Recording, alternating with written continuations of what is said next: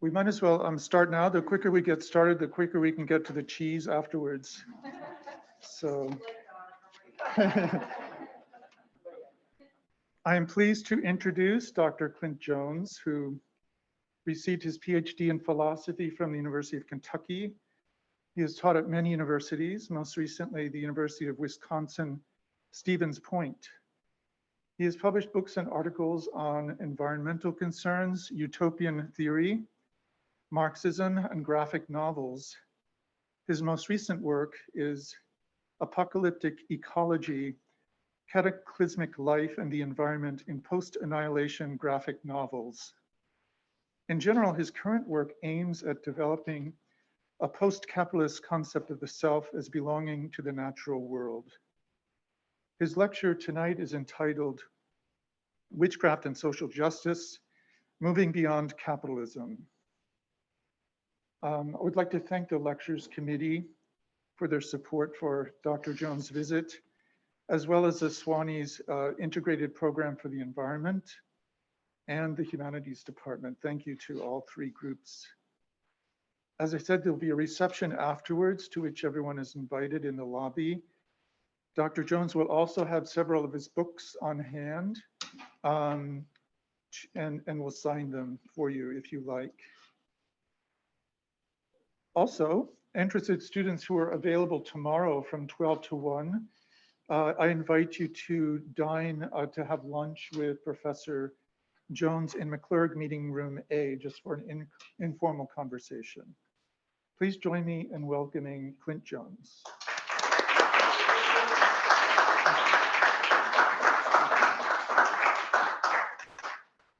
Thank you, Don, and to all of you for being here. It's fighting off the weather. I know how that can be getting out in the rain. I also want to echo the thank yous to the people who made tonight possible for a couple of reasons. One, it's always a real privilege to be able to share my ideas with other individuals who may or may not be like-minded. But it's also a real treat tonight because what I'm going to present to you is the next step in the evolution of my own research and work. I published 2 books recently that started the process of trying to think about what it means to live in a post-capitalist future shaped by global climate shift and what it's going to require of us to sort of inhabit that future. And at the end of one of my more recent books, Stranger, Creature, Thing, Other, I make a tentative plea for witches and witchcraft as a possible way forward. Tonight, I'm going to make a less timid plea for witchcraft and argue essentially that if we intend to live in a world beyond capitalism shaped by climate shift, it behooves us to begin the process of rethinking how we exist in a more witchy way. So with that in mind, I'm going to work through this paper pretty systematically. So just, I don't mean to read to you like school children, but this is still relatively new to me as well. Like I said, it's a first step. So without any further ado, I'll get started. It is a necessary component of any successful anti or post-capitalist theory to wrestle with the role of and our relationship to the environment, which society must develop and maintain to be successful. In fact, it is not controversial to claim that human liberation is impossible without a stable ecological relationship between human needs and the natural world. Such a claim is in line with the core of Herbert Marcuse's beliefs about both liberatory philosophy and environmental theory. Marcuse, arguing for the positive impacts of our emancipated senses, claims only through the human appropriation of nature, that is, through the transformation of nature into an environment for the human being as species being, free to develop the specifically human faculties, the creative and aesthetic faculties, can emancipation repel the rationality of capitalism. Furthermore, Marcuse regarded the environmental movement of his time as the embodiment of a life-affirming energy directed toward the protection of Earth and the pacification of our human existence overall. He advocated not only the Great Refusal, but what he would later call revolutionary ecological liberation. Wasted abundance and environmental degradation require a radical systems critique and political opposition that Marcuse believed needed to become a revolutionary force. But a critique that does not or cannot find an anchor point in the material world where opposition to the established order takes place is destined to remain merely critique, no matter how forceful it is in the realm of ideas. To be a revolutionary force capable of bringing about the radical systems change that Marcuse envisioned, it is necessary to locate that force in a social context that can organize, reorient, and adequately challenge institutional and systemic forces. Failing to do this, we face a predicament with no solution, because the current circumstances facing the industrial world include, and in fact are predicated upon, the false belief that we can keep the current technological structure running even as fossil fuels are exhausted. We must remember, for Marcuse, economic and technical demands are transcended in a movement of revolt which changes the very mode of production and the model of consumption. Marcuse clearly intended for his critiques to be applied, however, and finding a means for channeling those applications is at the root of necessity for determining how to move forward socially, that is, beyond capitalism. I'm going to argue that witches, and by extension witchcraft, provide exactly that kind of potential for radical change to social movements Marcuse explicitly calls for in his philosophical work. Marcuse explains radical change, as he defines it, is not only in the basic institutions and relationships of an established society, but also in individual consciousnesses in such a society. Radical change may even be so deep as to affect the individual unconscious. With this in mind, it is more important than ever that we begin to think about the previously unthinkable, so that we can effectively deal with the harsh reality that whatever future awaits us will most certainly be worse than the present and the recent past. Drawing on Marcuse's theories about the environment and political opposition to capitalism, I'll advance a thesis that witchcraft provides a framework for realignment with nature that allows us to better interpret not only Marcuse's work, but the idea of a post-capitalist environmentalism, and then to develop this theory into a functional revolutionary praxis. A successful revolutionary praxis must entail radical changes in both society's institutions and the character structure predominant among individuals of that society. Bearing in mind that Marcuse defines such a change at the individual level as a preponderance in the individual of life instincts over the death instinct, and a preponderance of erotic energy over destructive drives. Here, I would draw attention to the fact that capitalism's myth of progress insists that magic is something that only primitive people do. On the surface, such a move would seem to be contrary to Marcuse's argument that the environment is a part of history and therefore cannot be returned to a pre-technological state, or I might add, dealt with effectively using a pre-technological epistemology, metaphysics, and praxis. My essay contends this is both a misunderstanding of how the environment fits into history, as well as the functionality witchcraft offers for breaking free of capitalist ways of being. As John Michael Greer explains, to suggest that practices of magic and the teachings of occult philosophy have something to offer to the crisis of the industrial world is to court ridicule. Behind that ridicule, of course, lies the entire weight of modernity's rejection of magic, a rejection rooted in a remarkable failure and indeed an unwillingness to deal with what magic actually is. So first, it is necessary to establish what witchcraft in a radical liberatory sense means and what it does interpretively to help transition a Marcusean environmental theory into a real-world applicable practice. Following Marcuse, a successful environmentalism will, within individuals, subordinate destructive energy to erotic energy. Successful radical environmental movements do not constitute a struggle to replace one power structure with another. Rather, these radical movements are existential revolts against an obsolete reality principle. A result which is intellectual as well as instinctual. A revolt of the life instincts against organized and socialized destruction. Witchcraft, for most people today, tends to conjure a sense of the superstitious, the fanciful, or the caricatured grotesque imaginings that permeate pop culture. Witchcraft has, in the latter half of the 20th and early 21st centuries, come to be represented by the fantastical rather than the practical. Samantha Stevens, Harry Potter, Sabrina the Teenage Witch, and countless other literary and cinematic representations reinforce this understanding of the witch and their craft. I clearly do not intend to argue that with the right wand and a little hocus pocus, we can magically transform the world. Rather, witchcraft, as I am using it, is more in line with the historical configuration of the witch as a wise woman, in parallel to the sophist of the classical world as teacher. Indeed, the etymological roots of witch are difficult to unravel, given that the meaning is ensnared in usages across cultures, geopolitical boundaries, and time. Compare, however, the use of the term witch as a wise woman with that of philosopher, which Socrates bequeathed to us as a lover of wisdom, and recall that Socrates was put to death for irreligion and corrupting the youth, that is, bewitching them. And the concept of the witch is pulled into sharper focus.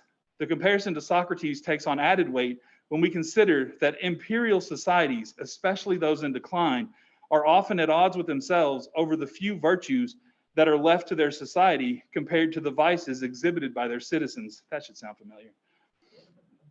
The reason for this is simple enough. People who are ruled by their passions and appetites can be ruled just as efficiently by any political system willing to pander to those things, while those who control themselves can't reliably be controlled by anyone else. How then should the critical theorists and radical activists understand witchcraft as applied magic in the philosophical sense? Consider British occultist Dion Fortune's elegant definition that magic is, quote, the art and science of causing change in consciousness in accordance with will, end quote.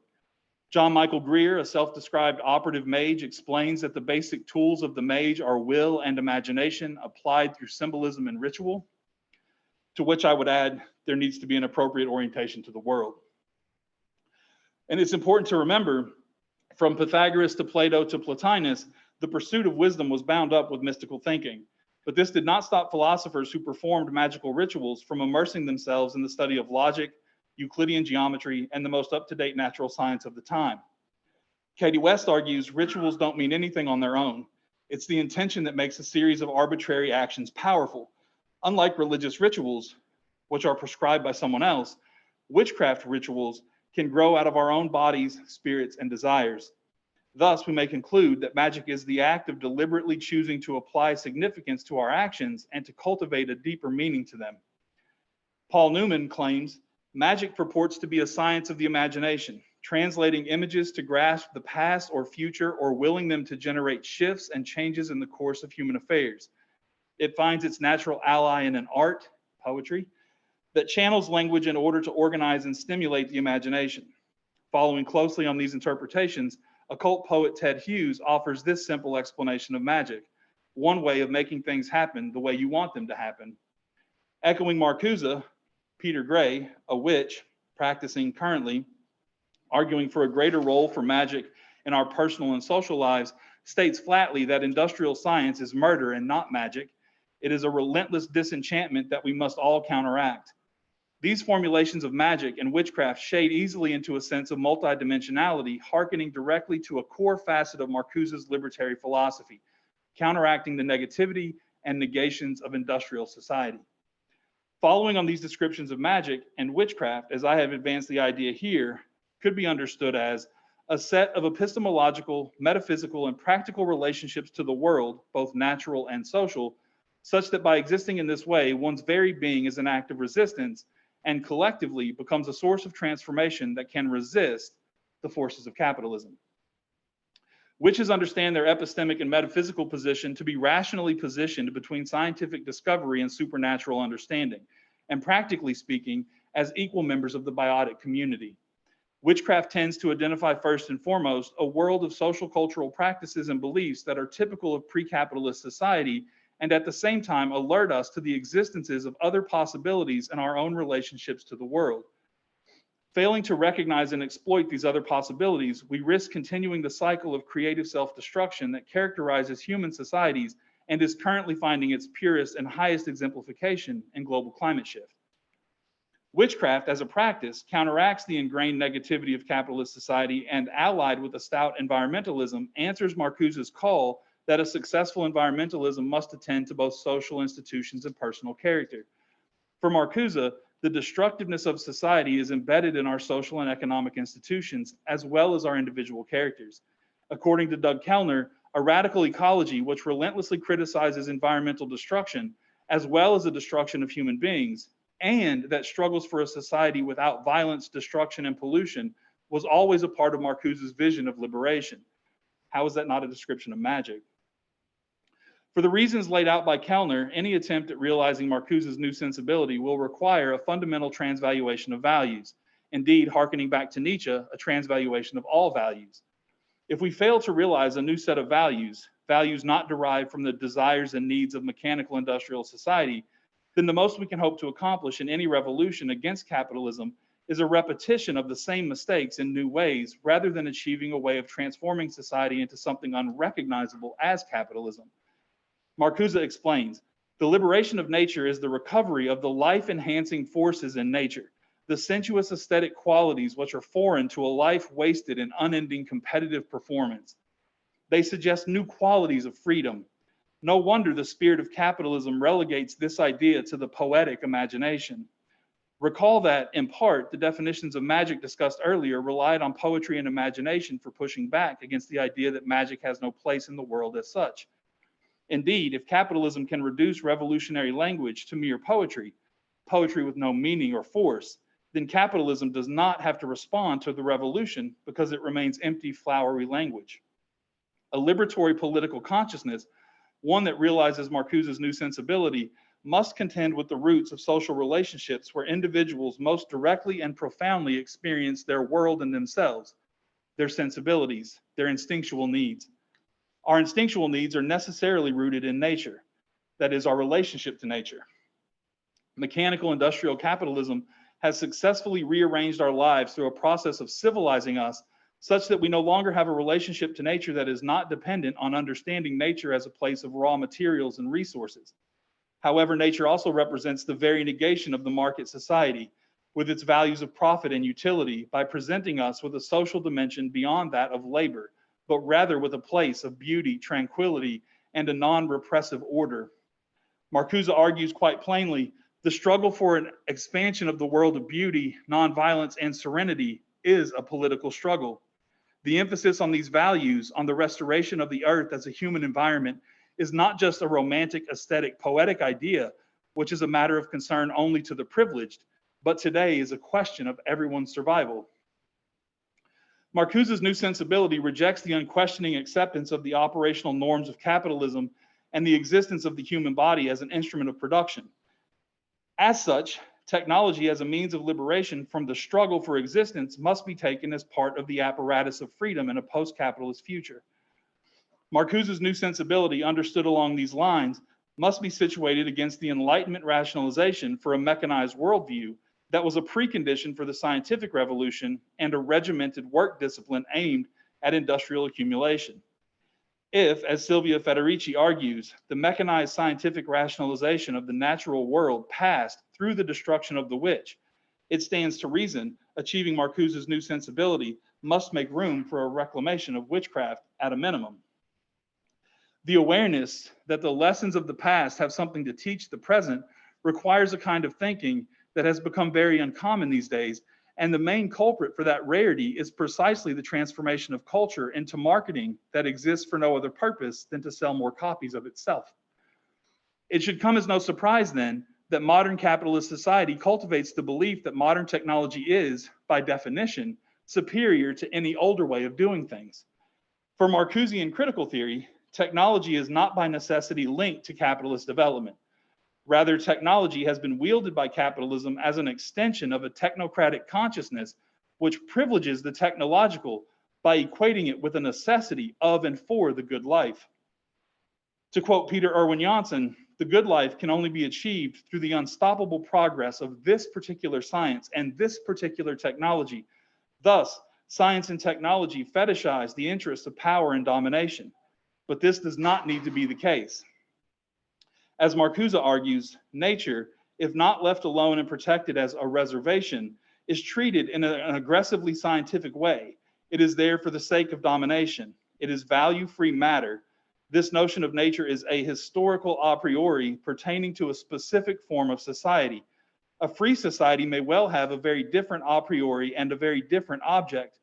The development of the scientific concepts may be grounded in an experience of nature as a totality of life to be protected and cultivated. And technology would apply this science to the reconstruction of the environment of life.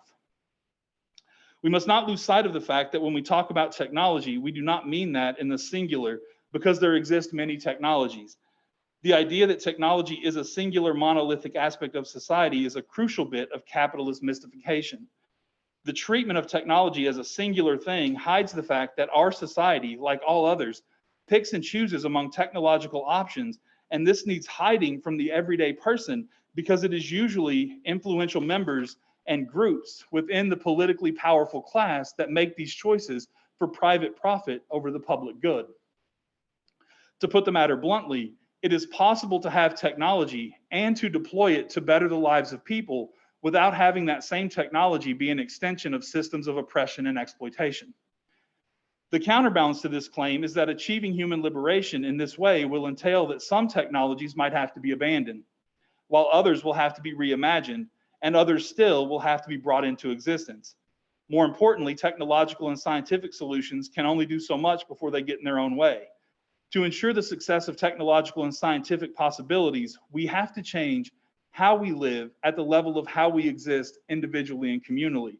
Witchcraft can help us achieve this change. The witch is not a Luddite. Rather, the witch accepts as true the xenofeminist claim that technology is not inherently progressive and acts accordingly. Though many of the things a witch may do in the application of their craft may not require technological skill, the practitioner of witchcraft nevertheless needs technical skill. To be sure, witches use technology, but witchcraft is not technological. The use of technology to amplify the power of witchcraft has its place in the application of the craft to social circumstances, but is not necessary. What is important or necessary can be done technologically and can also be done in an analog mode. What can be accomplished with the aid of tools can be just as easily achieved through the application of knowledge to nature in different ways. What I'm arguing for is not a rejection of science and technology, but better ways of using these tools to better belong to nature. Take, for instance, the telling of time, where clocks might compete with sundials. Natural cycles and rhythms promote a healthier lifestyle than does the industrial mode of regimentation of life into manageable chunks of externally imposed self-discipline. Moreover, we know that capitalists used to manipulate clocks to steal time from workers, and the 24-hour day is a social construct developed alongside locomotive technology. So why can we not imagine a better way to incorporate time into our lived experience?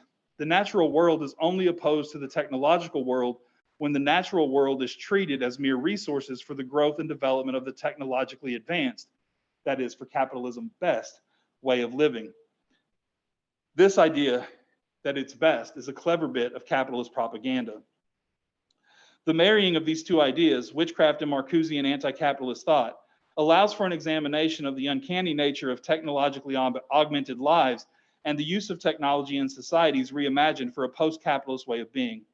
Witches, through the practice of their craft, are a conduit for harmony with nature as opposed to capitalist applications of technology designed to facilitate a false sense of belonging to nature.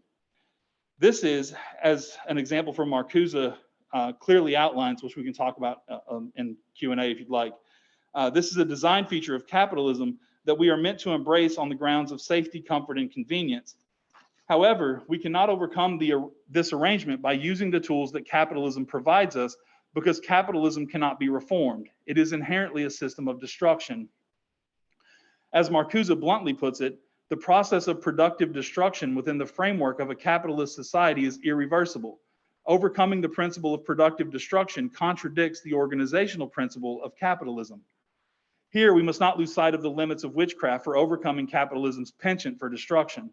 Speaking directly about the soon-to-be faltering fossil fuel economy, John Michael Greer persuasively reminds us magic is not a substitute for technology, a way of making an end run around environmental limits and the laws of physics, or for that matter, an effective means of forcing society as a whole to deal constructively with the rising spiral of crises that bids fair to dominate the next few centuries.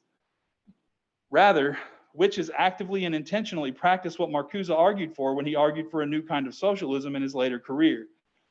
Marcuse's new socialism is one that requires peace, joy, happiness, freedom, and oneness with nature as a primary component of an alternative society. We must begin to fundamentally alter how we relate to ourselves, each other, and other beings if we ever hope to achieve a post-capitalist society capable of delivering a life worth living. This fundamental alteration is possible if, through witchcraft, we learn to think clearly, but also to feel and will clearly as well, and in this way open up a social dimension which allows us to positively affect the lives of those around us. Here we have the philosophical core of a theory of permanent revolution. Witches do not merely rearrange the values of capitalism, nor do they require the transvaluation of values often seen as necessary for capitalist resistance, because witches embody, through their craft, values that have never been incorporated into the capitalist machine. Just as capitalism could not co-opt the anti-war movement of the 60s, and indeed any anti-war movement on through to today, witchcraft cannot be co-opted. Anti-war movements and ideologies cannot be co-opted because neo-colonial war is integral to the ability of capitalism to thrive and survive. Witchcraft is inherently anti-capitalist in much the same way, making it secure against co-option. Being a practicing witch is antithetical to the very idea of capitalist ways of being, and as such, the co-option of witchcraft by capitalism would be its undoing, in exactly the same way that the co-option of an anti-war mentality would stall the progress of capitalism. Witches protect their craft and identity from appropriation by consumer markets, moreover, though there is room here for more cultural education, to be sure. In 2018, Sephora partnered with cosmetics company Penrose to sell a witch's starter kit and immediately met with angry backlash for numerous reasons, several types of appropriation being at the heart of the social media firestorm. Magic, generally speaking, is hard to successfully mass market for exactly the same reason that voluntary poverty never found an entry point into consumer culture until it was repackaged as voluntary simplicity. The best way to repackage magic is to call it witchcraft, which is having a bit of a moment culturally right now, but practicing witches are a bulwark against that type of capitalist maneuvering. Of course, witch-directed backlash has not always been so well positioned to challenge the dominance of capitalism's attempts to marginalize witches or their craft. Witches were subjected to genocide because emergent capitalist power structures required the elimination of competition that could not be incorporated into those emergent power structures. The erasure of magic was necessary for the consolidation of male-dominated pre-industrial institutions to secure scientific and economic power into the hands of a rising capitalist class. In fact, witches represented a political, religious, and sexual threat to the Protestant and Catholic churches alike, as well as the state. Because of this threat, a very real threat to those emergent capitalist power structures, we should not make the mistake of thinking of the witch hunts as haphazard, spontaneous, or indiscriminate. The witch hunts followed well-ordered, legalistic procedures, being well-organized campaigns initiated, financed, and executed by church and state, with the explicit goal of eradicating a particular social class that could not be transformed into an extension of patriarchal capitalism. At the same time, European patriarchy was committing genocide against witches, female and male practitioners alike. It was also closing off the commons through a process of transforming nature into resources and products and restricting access to those very things. Witchcraft, therefore, like the slave trade and the genocide of Native American populations, stands at a crossroad of a cluster of social processes that paved the way for the rise of modern capitalist world. The capitalist-driven process of closing the commons transforms human beings into tools of labor, and they become instruments of destruction. Introjecting capitalism's aggressive, competitive, and destructive impulses, individuals themselves engage in ever more virulent destruction of the natural environment and anything which stands in the way of its productive exploitation of resources, people, and markets. The enclosure of the commons was one of the first necessary forms of alienation needed to clear a social space for the nurturing of newly forming capitalist power structures. Witchcraft challenges the capitalist impulse to close the commons and transform humans into tools for their own destruction. This socio-political positioning is at the core of what a witch is in both belief and practice. The witch, historically, a linchpin between the natural world of the commons and the social world of pre-industrial communistic society, was a pivotal obstacle to successfully enclosing the commons and subordinating the population. As Silvia Federici has forcefully argued, capitalist development began with a war on women. The witch hunts of the 16th and 17th centuries that in Europe and the New World led to the death of thousands, and this historically unprecedented phenomenon was a central element of the process that Marx defined as primitive accumulation. For it destroyed a universe of female subjects and practices that stood in the way of the main requirements of the developing capitalist system, the accumulation of a massive workforce and the imposition of a more constraining discipline of labor. Naming and persecuting women as witches paved the way to the confinement of women in Europe to unpaid domestic labor. It legitimated their subordination to men in and beyond the family, and it gave the state control over their reproductive capacity, guaranteeing the creation of new generations of workers. This is because the witch, as wise woman, as an anchor of the community, was necessarily multidimensional in their being and commanded a degree of respect and awe for their knowledges and various communal roles. Marcuse, like Marx, believed the human being is both an individual and social being, and capitalism neither allows for the full development of individuality nor for the possibility of diverse social and cooperative relationships. Witchcraft is a very particular and personal relationship to the world, but it is at the same time diverse, social, and cooperative. As a radical paradigm shift, witchcraft captures Marcuse's sentiments regarding change as emancipatory. Emancipatory change subverts existing needs that individuals no longer seek compensatory satisfaction, but rather individual emancipatory needs. These needs include drastically reducing socially necessary alienated labor and replacing it with creative work, the need for autonomous free time in place of directed leisure, an end to role playing, and finally, the need for receptivity, tranquility, and abounding joy instead of the constant noise of production. Witchcraft's cultivation of a personal orientation to the world is bolstered by the interpersonal relationship to and within various covens, or groups of like-minded practitioners, but the sole purpose of a coven is not the production of magic. Covens, like individual practice, produce magic in the form of learning to think clearly and, especially important, to think through socially prepared binaries, which is an important step in returning to multidimensionality. But covens serve the community in other ways as well. The coven fosters a sense of belonging, even for those witches who prefer to practice largely on their own. Community and solidarity are a key not just to resistance, but to holding ourselves together while we do the work, according to practicing witch Deb Chakra. For the witch and coven, it is an inescapable aspect of their craft that the individual will be supported in developing themselves fully, embracing that individuality that makes them both unique in themselves and as a contributor to the success of the coven. The coven prevents the individual from drifting into the isolation of solipsism, and more importantly, the social self is a crucial component of magic, magical communication, and the development of one's craft. This growth must be cooperative, collective, and above all, capable of recognizing and accepting diversity. It is through interactions within the coven that we are best able to achieve Marcuse's radical transformation of the consciousness and depth psychological structure of individuals. This is necessary if individuals are going to be able to change their instincts and sensibilities and together build a qualitatively different society. Bear in mind, for Marcuse, individual and social psychology are inseparable. By developing our individual and social consciousness within the framework of witchcraft, we are better able to strive for what Marcuse calls a qualitatively different society. Writing about the reasons why a witch's place is quote unquote in the struggle, Sarah Lyons, who is one of the core members leading the Democratic Socialists of America organization, Sarah Lyons offers what she calls a short, sweet, and incomplete list of reasons how witches and covens achieve revolutionary praxis and consciousness. Witchcraft requires a living relationship with the land. It emphasizes femininity. It comes from a time before capitalism. It is not a dogmatic religion. It resists nihilism and alienation. And I would add, it is of necessity relational. Lyons will go on to argue that both magic and politics share an identity at the level of feeling the flow of power, finding it in yourself, and combining it with other people's to make something positive happen.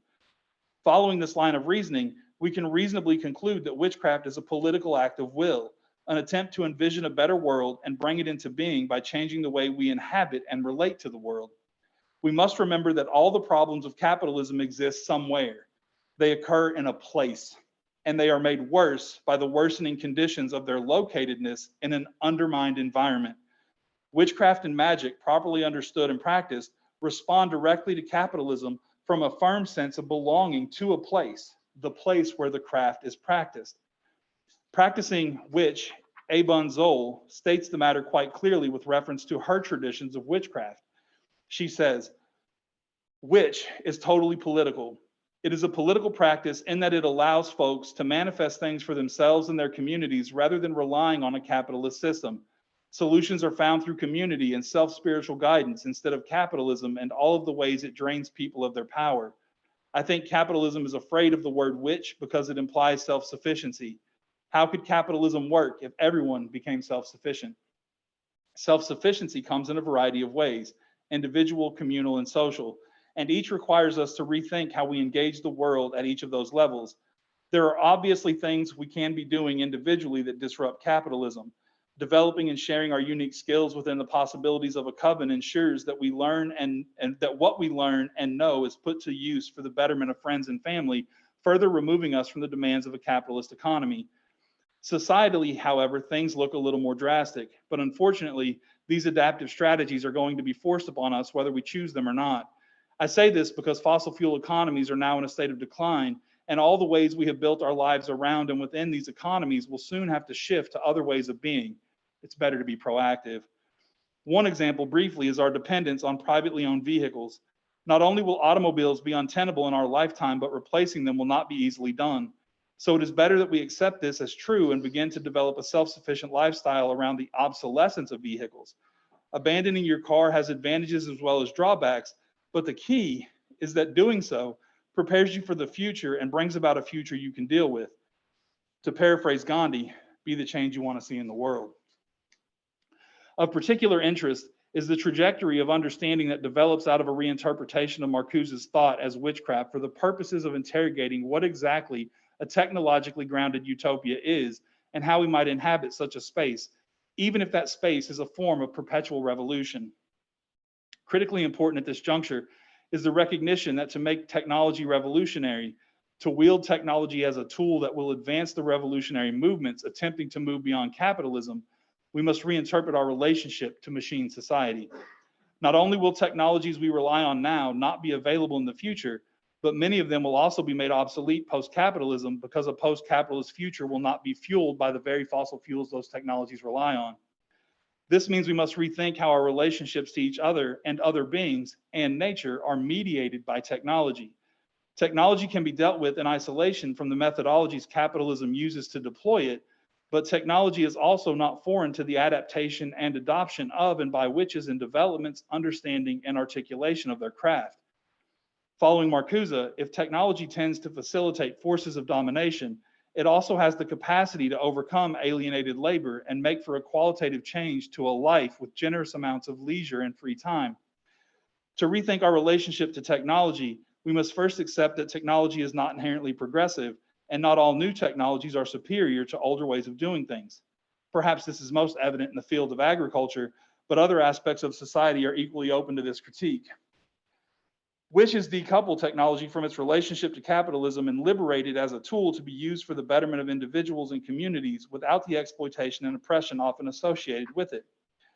Technology and witchcraft is an extension of knowledge, not the foundation of it. This is seen clearly in the activism of the Yerba Mala Collective, a purposefully porous group of witches who, an anonymous member explains, covened together in the encrypted byways of the internet to form our first response and rallying cry. Though the internet is likely one of the technologies that will become obsolete in a post-capitalist future, at least as we know it, it is a crucial tool now for building community and collectively pushing back against capitalist abuse. But it should be treated only as one tool among many. The Yerba Mala Collective's use of the internet as a virtual coven strikes directly at the heart of a Pew Research study from 2014, wherein women were significantly less confident than men about the impacts new technologies would have on society over the next 50 years. Deb Chakra argues that a similar anxiety can be extended to other marginalized groups, and given the different outcomes for men and women, whites and non-whites, and Western and non-Western communities in past applications of technology, a certain anxiety about technology is certainly warranted. Here we might posit the why of magical thinking and its importance to a post-capitalist de-industrial age.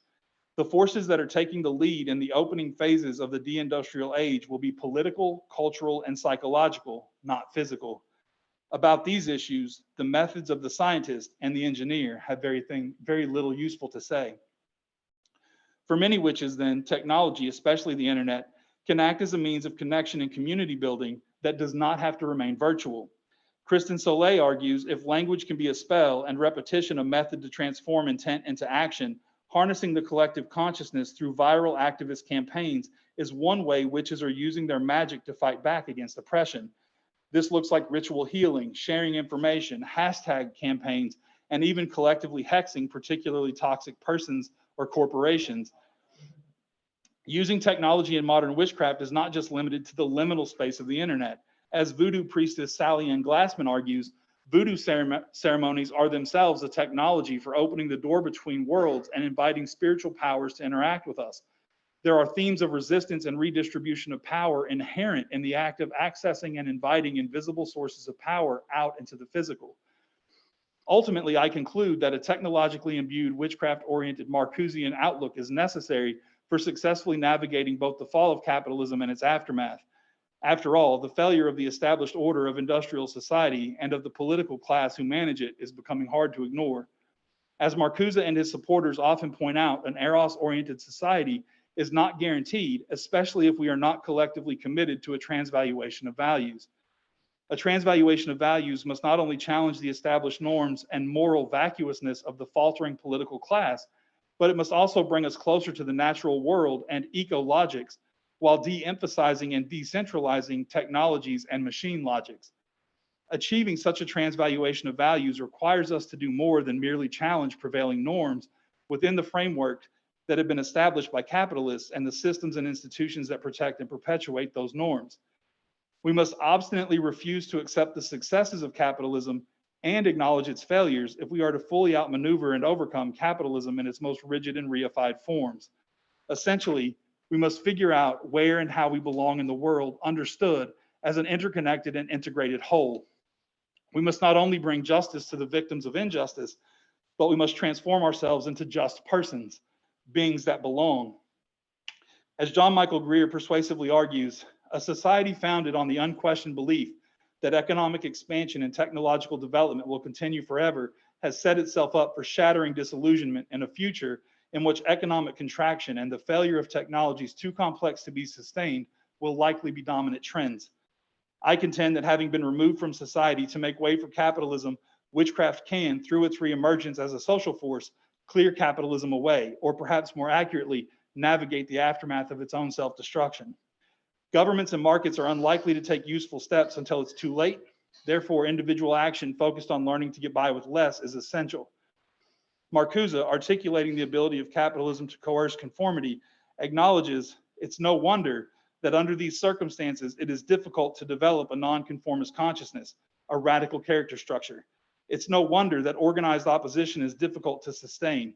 It's no wonder such opposition is constantly impeded by despair, illusion, escapism, and so on. For all of these reasons, today's rebellion becomes visible only in small groups which cut across social classes. However, witchcraft, as I am advancing it here, does not cut across social classes, but consolidates people into a new social class, that of the outsider. Those fully opposed to the established order. If witchcraft is a magic born of a marriage between the earth and the outcast, as Sarah Lyons argues, then only by opting into the oppositional mode of being, represented by witchcraft, can we finally fully begin to push back against the oppression of capitalism and its destruction of the natural world. Thank you.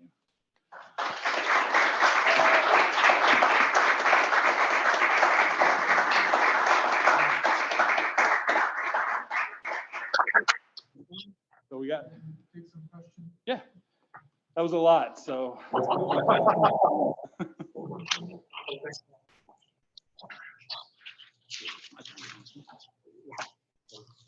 there's got to be a question for you. Technology is too complex to be sustained. It's interesting wording. I can easily imagine technologies there are too wasteful for it to be sustained, but I'm curious to see by complex. So John Michael Greer makes that argument, and I'm borrowing it from him. I think when we think about complex technologies, he's thinking of it in terms of like a linear structure, right? So the automobile is a complex technology we won't be able to sustain, right? You have to extract fossil fuels, you have to turn that into fuel, you have to distribute that fuel, then you have to consume it in a vehicle that requires additional, maintenance issues that require fossil fuels as well, oil and grease and things of that nature. And once fossil fuels are gone, right? Once that's no longer an option, that whole chain of technology becomes obsolete, right? And so I think for John Michael Greer, and the way I'm using it, cell phones, for instance, when we run out of rare earth metals, right? There's only so much of that stuff. making those technologies complex and interconnected with satellites and things like that. Those are really complex technologies. Like, we don't think about it when we pull our phone out of our pocket, but there's a lot of technology that goes into making that phone work. And if any one of those component parts or several of them cease to function, the whole chain ceases to function. And I think that's what he means when he thinks of too complex. That makes sense. I was thinking of instances of technology, just like my saying. Yeah, there might be instances of technology too. I just, off the top of my head, I'm not sure. Your explanation makes a lot of sense. I mean, that was the. All right, good. Go ahead. Like, if I really get someone comfortable by some technologies, like in college, they do substitute for how to use like gas emissions and stuff. But I also heard that we use like less than consumers use like less than 1% of the gas, or we cause less than 1% of the gas emissions. So like, you know, the people on top, the ones with the means are the ones that are causing a lot of problems. So it's the greatest capital are causing the most. They're using the most resources. Oh, absolutely. And they're using them wastefully, right? Not efficiently. But I think when you look at a fossil fuel economy, whether you look at it from the bottom up or the top down, the plug-in points for fossil fuel into that economy that make the economy function are all places where disruptions will occur. This is the language that John Michael Greer uses is contraction, right? We don't have the ability at present to replace all of the personally owned vehicles with solar powered vehicles. But our entire lives are designed and built around personally owned vehicles. And so when we get to the point where personally owned vehicles are too expensive, right, which is for a lot of people very soon, with gas pushing, you know, in California, I think $7 a gallon, food prices are rising. People are going to have to start making choices. And when they start making those choices, it'll be things like the car that they do away with. And then they have to figure out how to get around on foot in a society that's not built to accommodate pedestrian traffic. And so there's, when you know, people are thinking about these issues, they're thinking about them in that way, not so much where the waste occurs or the use occurs, but the reality that it's going to run out. And talking about it in the present tense, like who uses more, is helpful in some ways, but the reality is it's a finite resource. And the future that we're facing is going to be one with contractions. Yeah, so if you think of capitalism as like a force or like an entity that wants to, you know, stay alive and like defend itself, like Marcuse was talking about art and how that's modified. So how big is the risk of like witchcraft becoming modified and just becoming like subsumed within the structure and kind of tossing it as a battle? It's like we've seen. I mean, like I've had a lot of friends that are like, you know, like kind of getting into this like witchcraft fad, and, you know, for like 2 years transmit and then kind of like toss some stuff. And like how are you that? So let me say two things in response. So on the one hand, I try to address this with the anti-war analogy. If you think about the industry that capitalism has built to sell war to people, right? It starts at a very young age. We have toys geared toward warfare, normalizing warfare. We normalize it in movies and cartoons. You know, there's whole music catalogs of like pro-war, yay veteran. It's Veterans Day. If you served, thank you for your service. Right, and so there is this sense, right, of this war machine, this war industry. If capitalism started trying to market anti-war, right, it would undo itself, because capitalism needs to invade for cheap resources, cheap labor, new markets. The inability to do that means capitalism stalls, right?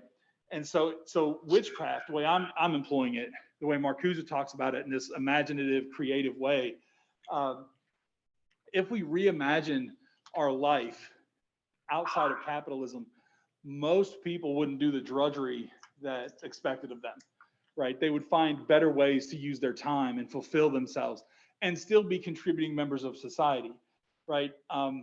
So I think there is a sense where, you know, witchcraft can be a phase, just like being a goth or whatever, and it can sort of come and go. But I don't think that capitalism can sell it, because selling it is to sell a way of being that capitalism has never figured out how to incorporate, right? There is no no way that witchcraft fits into capitalism, because what it represented at the conflict point between witchcraft and capitalism as an emergent economy and cultural system, witches had to be eradicated because they posed a problem. So there's no way to come back now and say, wait, witches are great, because it's a counterintuitive way of thinking. So I guess sorry, but if you think about like a neoliberal, embracing like kind of woke culture, it seems like it's not like it's using it for its own gains, its own means to keep the status quo, the status quo. Like, I guess like how do we break out of that? Is it just without I don't know. No. I think you're right to ask this question. I think it's really hard. I presented here like someone who's thought through it. It's like, easy, go home and become a witch. I think it's more difficult than that on a couple of levels. One, there's a multiplicity of ways of being a witch, right? There are so many varieties of witchcraft that you have to use the term generally because there are so many ways of doing it. And so I think individually, you got to find what feels right. But the way that it starts, right, you have to be willing to accept the need for a radical reorientation to the world. And at the level of the way you exist, right? And because the way you exist now, you're a consumer. The way you exist now, you're a worker. The way you exist in capitalism, you exist as a being to be exploited. You have to really want to reject that. And that, I think, is difficult because it does mean moving outside of a system that we are comfortable in, that we have learned to navigate, that we feel secure and safe in, right? I think, and I think one of the ways that helps with that is that a lot of practicing witches and traditions of witchcraft have deep roots in non-Western ways of thinking. And that can help reorient the way we think about our relationship to the world. So on yesterday, we were talking in class about biocommunalism, right? And thinking of yourself as one being amongst many who have a right to live in the world.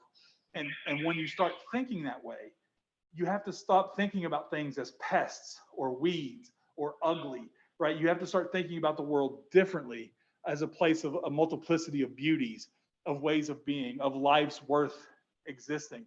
And then you have to stop squishing spiders and shoo flies out the window. And you have to stop poisoning your yard. And, you have to start thinking about creative ways to use vacant spaces. And when I first started working through this problem, one of the things I talked about was guerrilla gardening, which is a whole movement of individuals who use vacant lots, easements, abandoned spaces, and reclaim them for community gardens and leave them open for people to take what they need.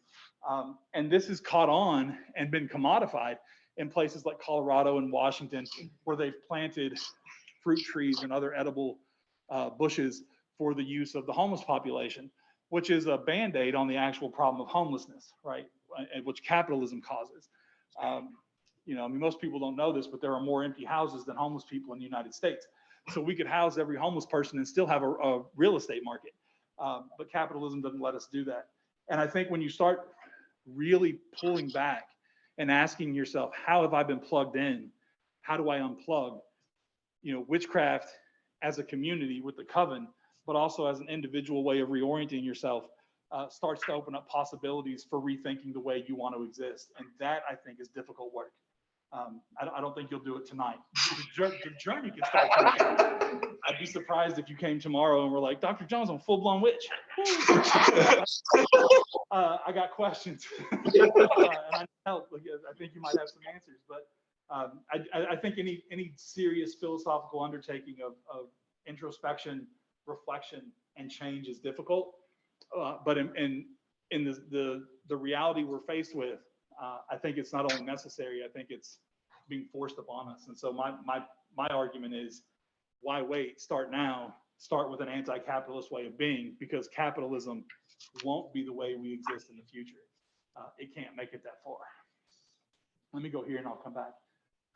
Sure. So at one point you kind of mentioned that tie between modern technology and depression, and kind of how the capitalist system brings that out. And it in some ways kind of reminded me of the work of Luz. Are you arguing that a life lived seeking this multidimensionality and a rejection of modernist modes of living, in this case tied to the practice of witchcraft, is as powerful as the actual realization of permanent revolution in terms of like self-happiness and satisfaction and like anti-alienation? That's a really good question. And I think the way I would respond to that is to say, in seeking the multidimensionality of being, right? Which when we're seeking that, I think that is like the permanent revolution, right? This sort of constant, this constant awareness and questioning of, you know, am I relating to the world in the best way? Do I fit in this place? This is why I make the argument about the harms of capitalism taking place in a place, right? They're located somewhere, and we often don't feel attached to where we live. You know, just at the level of the university, most students come from far away. This isn't their home. It's just where they live while they're in school, right? When you think about the diaspora of the late 20th century of workers moving from home, right? There's lots of research that looks at how that has disrupted family life and generational connectivity and the ability of people to feel connected to their families, let alone where they live, right? If you grow up in a place and you have to relocate for a job, then it takes a long time for that to feel like home. And in the interim, right, the destruction of capitalism is sort of ongoing. And so I think this process of working toward an anti-capitalist way of being is part of the permanent revolution. I think I don't know if it's achievable, this like stasis of multidimensionality, but I do think constantly working at it puts you in league with you know, this idea of permanent revolution that seems to be at the core of at least what Marcuse is arguing is necessary to push back. Yeah, I see what you're saying. Like, yeah. Good. There was a question over here.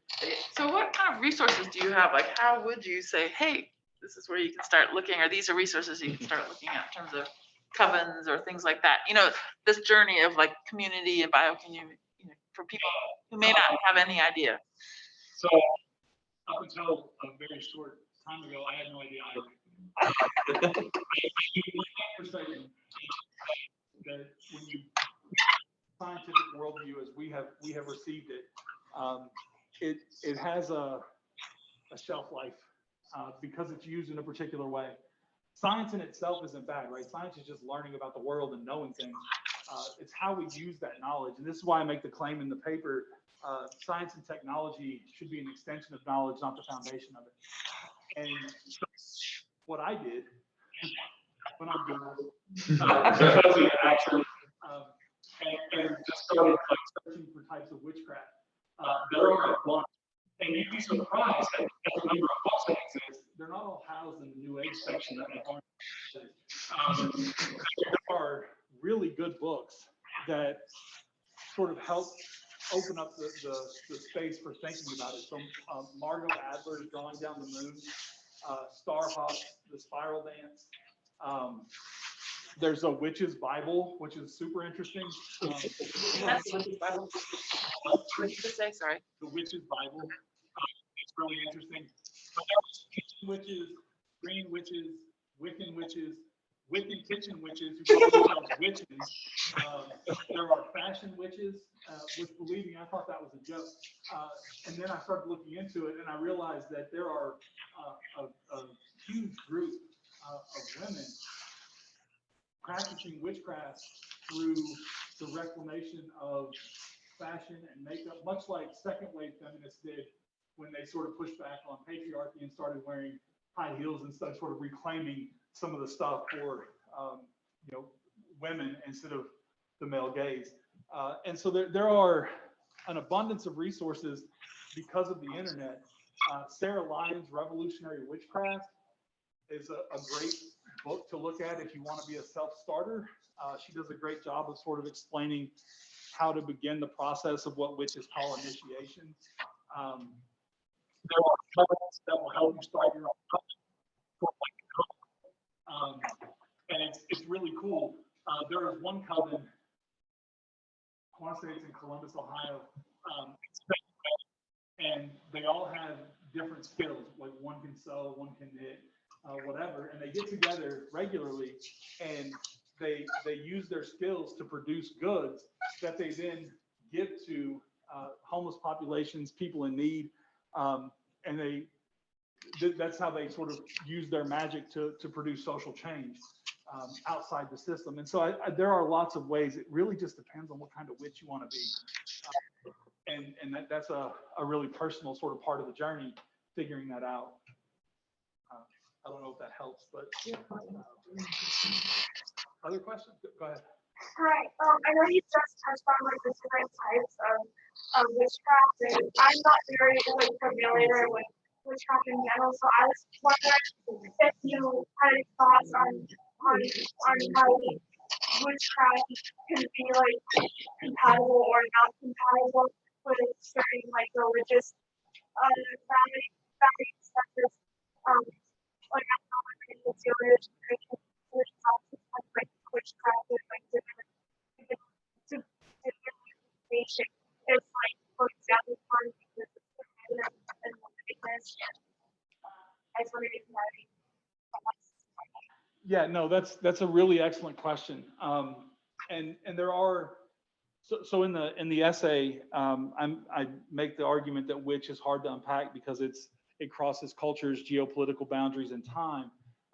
You know, the Old Testament, there's somewhere in Exodus in the Old Testament it says, "Thou shalt not suffer a witch to live," and so it's not like the war on witches started in the 17th or 16th centuries. I think that witchcraft, if we take witch to mean wise woman, someone who understood how to use the natural world, to cure ailments, how to use the natural world to assist in childbirth. Many witches were midwives. There was a sense that these women knew stuff they weren't supposed to know, right? How they came to know that information was suspect, and it became a source of contention with the rise of a scientific worldview, because these women were doing things in ways that were not prescribed by society. But they also were connected to different ways of being divine, right? So you get goddess worship instead of God worship. And Mary Daly, in her book Gynecology, does a really great job of talking about how the domination of nature reflects the domination of women at the level of the removal of the goddess. And so you'll find in witchcraft a reclamation of the goddess. So it's not that it's not religious, it's more so that it's spiritual. It's a spiritual connection to the world. And that becomes something that we each individually define, which is why many witches talk about witchcraft as being not dogmatic, right? How you choose to interpret the spiritual nature of the world and your relationship to it should be a personal journey, where religion is sort of handed down, right? It's a book, and it's ritualized itself in the framework of an institution. Witchcraft is non-institutionalized, so it can't become dogmatic, which is why I think the Witch's Bible is an interesting read, because it's not about formulating a dogmatic worldview. It's actually teaching you how to be non-dogmatic and break away from the sort of strictures and restrictions of religion.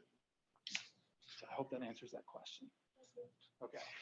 Other questions, comments, concerns, lingering doubts? I wonder if you can speak to how simply talking about witchcraft can make the whole idea of the permanent revolution inaccessible for some. And I just took a course, a permaculture design course that Starhawk taught. And a lot of what we learned in this course was like real wonderful practical things that kind of are completely aligned with all that you spoke to. And I think about how community, our world community, and all people can access participating in a permanent revolution, and do it in ways where there are things that they can do that are practical in their own home lives, and for themselves as individuals, but also as we come together in community. and how we need to maybe reframe how we even talk about things so that folks don't feel like, oh, I'm not gonna go to that because this is about witchcraft. Or this isn't accessible to me because I don't have the means to, whatever it may be. Or my cultural background prevents me from tapping in because I feel like I'm not welcome. Or so I know you spoke a little bit to that, but I think I'd like to hear a little bit more. Sure. Comments. Yeah, I think for a lot of people, coming back to witchcraft or coming to witchcraft shades a little bit into the hokey, right? But that I think is because most people think witchcraft is Harry Potter, or Sabrina or any of these popular magic sort of fiction approaches. And I don't think that's what magic really is. And so I share the concern about how do you frame it so that people are willing to engage it. Too with, I about the difference between voluntary poverty and voluntary simplicity, which are the same thing, but one can be sold to people because poverty has connotations, right? When you ask somebody to be voluntarily impoverished, they think of something very particular and negative, as opposed to maybe getting rid of useless things, right? Marie Kondo is someone that wants you to be voluntarily impoverished, keep the things that spark joy and throw the rest away. Voluntary simplicity makes a similar claim. Keep the useful stuff, get rid of the non-useful stuff. I don't know what the repackaging looks like, at least not at this point in my research, but I share that concern. I think the cultural concern, I think if most people who show an interest, maybe a raised eyebrow, and are at least willing to let you continue the conversation, every culture has produced witches in some form, right? And so it's possible in your own cultural tradition that there exists a strain of witchcraft that's rooted in your own cultural history. But there are lots of witches that have combined traditions, that practice multiple traditions. When I was reading through like testimonials and accounts of practicing witches, that was one of the things I found most striking, is that they were sensitive to cultural realities. For instance, most witches that are sincere in their practice don't use white sage because that's something unique to Native American populations.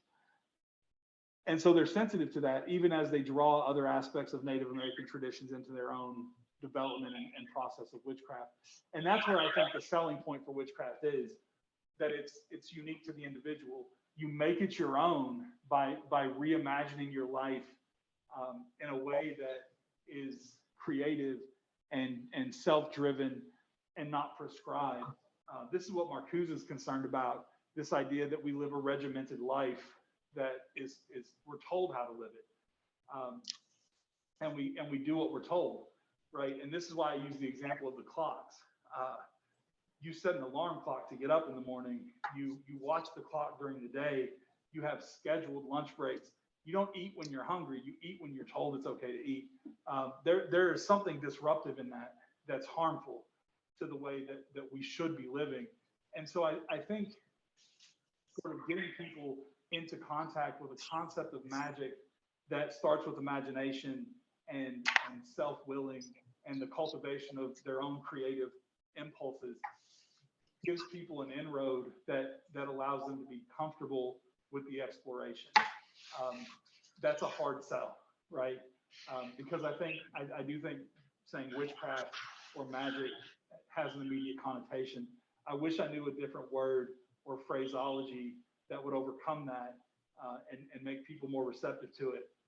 But in the interim, I think that the best we can do is the hard work of sort of shouldering up to people and saying, become a witch.